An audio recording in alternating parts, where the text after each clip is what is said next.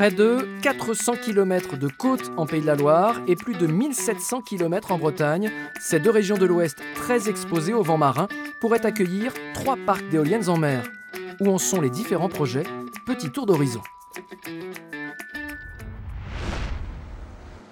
Les parcs d'éoliennes en mer, c'est déjà une réalité en Europe du Nord. En France, pour l'instant, rien à l'horizon, aucun chantier n'a démarré. Mais 6 projets sont bien en cours. Ils partent du Tréport, tout au nord, longent la Normandie, puis passent par la Bretagne et arrivent jusque dans les Pays de la Loire. Pour les 3 sites identifiés dans l'Ouest, c'est en Loire-Atlantique, au large de Saint-Nazaire, que le dossier est le plus avancé. Il est porté par EDF, Énergie Renouvelable.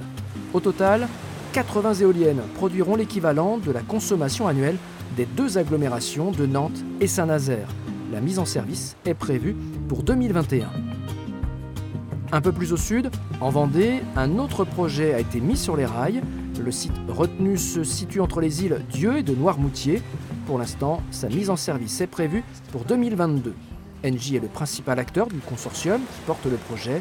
Ici, moins d'éoliennes sont prévues, mais avec plus de puissance par unité. Le projet tel qu'il est conçu et tel que nous le développons actuellement sera constitué de 62 éoliennes de 8 MW chacune, donc pour une puissance installée totale de 496 MW, qui produira l'équivalent de 1900 GWh d'électricité, ce qui correspond à l'équivalent de la consommation de 790 000 personnes.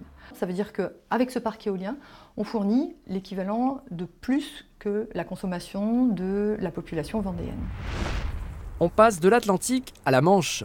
Ici en Bretagne, c'est au large de la baie de Saint-Brieuc qu'un futur parc d'éoliennes pourrait sortir de mer.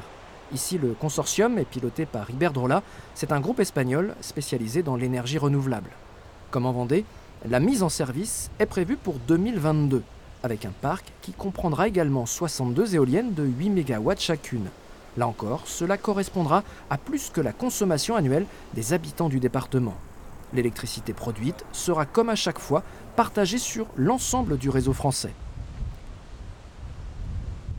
Cette électricité est ramenée depuis le parc éolien jusqu'à la Terre par 2 câbles qui sont connectés au réseau de transport d'électricité et les électrons circulant très vite, l'électricité pourra être consommée partout en France.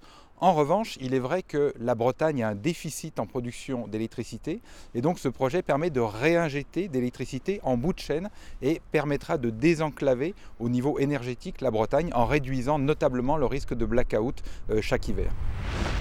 Dans le sillage des éoliennes fixées sur les fonds marins, une nouvelle technologie est en cours d'expérimentation, l'éolienne flottante Floatgen. Un prototype unique en France a été construit à Saint-Nazaire et après son ancrage au large du Croisic, une période d'expérimentation de 2 ans sera lancée. Elle permettra de mesurer le potentiel de ces éoliennes marines d'un nouveau genre.